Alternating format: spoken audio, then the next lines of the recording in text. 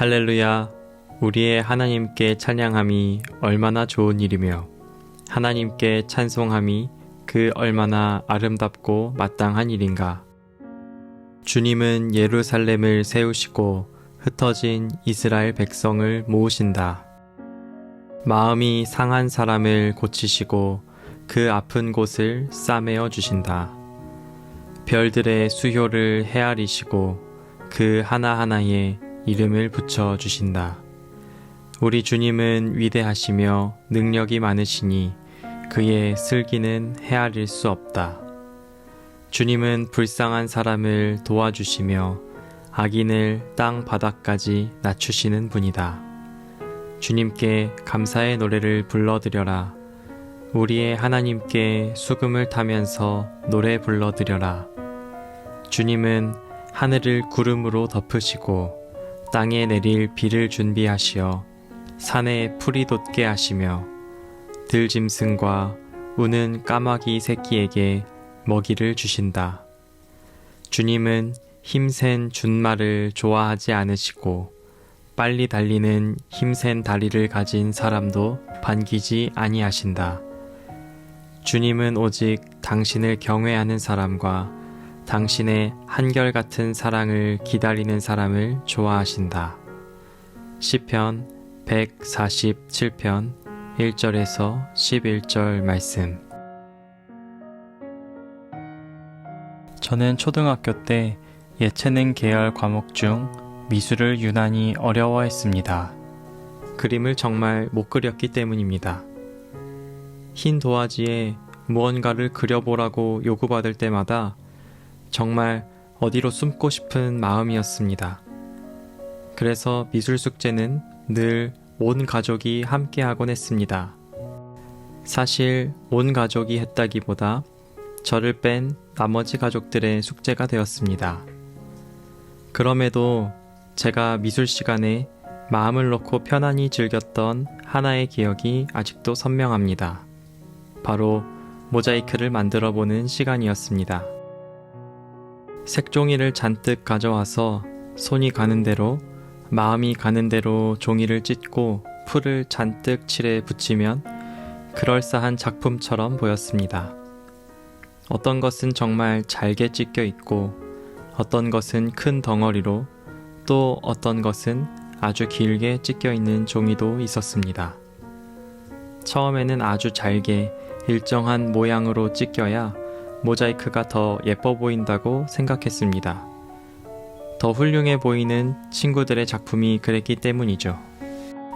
그런데 시간이 꽤 흘러 성인이 된 뒤에 더욱 다양한 모자이크의 세계를 만나보니 꼭 작고 일정한 조각들이어야만 최종 작품이 예술적으로 느껴지는 건 아니라는 배움이 있었습니다.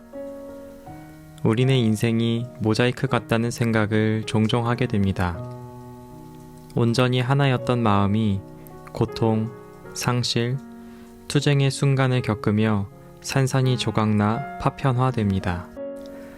우리는 종종 깨어짐과 절망으로 얼룩진 인생의 장을 만나게 됩니다.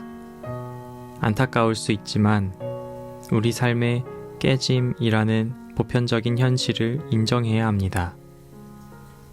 그렇지만 성경을 통해 우리는 모든 세대에 걸쳐 하나님이 회복의 약속을 신실하게 지킨 이야기를 만납니다.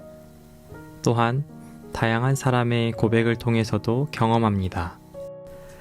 깨어진 관계가 고쳐지고 상처받은 영혼이 치유되고 한때 슬픔으로 무거웠던 마음이 기쁨으로 넘치게 되는 이야기죠. 은혜로운 이야기입니다. 그런데 이것이 전혀 와닿지 않을 때도 많습니다.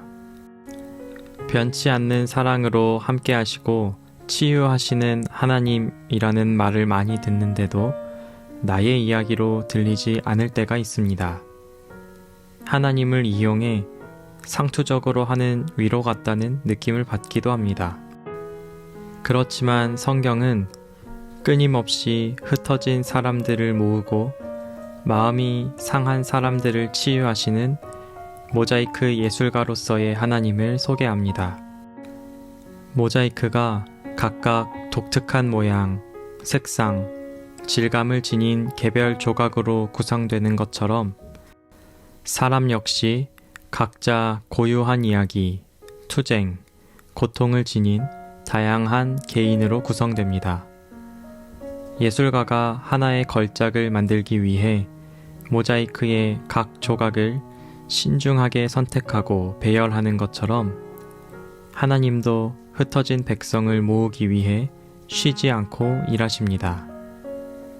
그분은 잃어버린 자들, 부서진 자들, 소외된 자들을 찾으시며 그들을 사랑의 품으로 부드럽게 모으십니다. 그분의 손에서는 우리 삶의 산산조각난 조각들이 아름답고 온전한 것으로 변화됩니다. 하나님께서는 흩어진 백성을 모으시고 마음이 상한 자들을 고치실 때 우리를 당신의 걸작의 일부가 되도록 초대하십니다.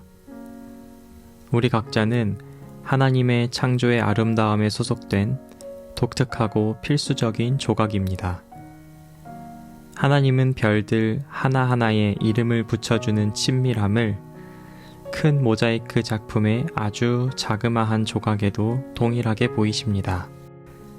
이런 하나님의 속성을 삶으로 경험하게 될 때 시를 지어 하나님을 찬양했던 이스라엘 백성들의 마음이 이해되기도 합니다.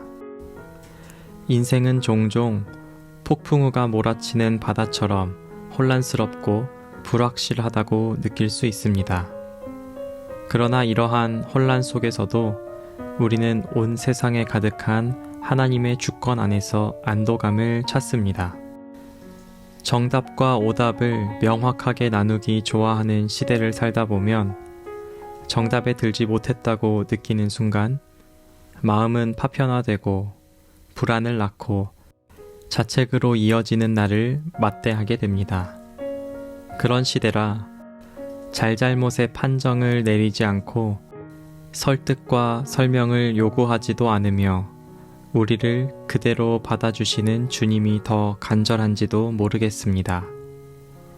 우리를 태 속에서 지으신 분이 우리를 다시 하나로 묶을 수 있는 능력이 넘친다는 것을 신뢰하면서 우리의 깨어짐을 그분 앞에 드립시다. 숙련된 예술가가 각 조각을 세심하게 배열하여 걸작을 창조하는 것처럼 하나님도 인류의 이야기를 조심스럽게 엮어 마음이 상한 사람들에게 치유와 온전함을 가져다 주십니다. 우리의 상처가 우리를 정의하는 것이 아니라 오히려 사랑의 힘에 대한 증거로 작용합니다.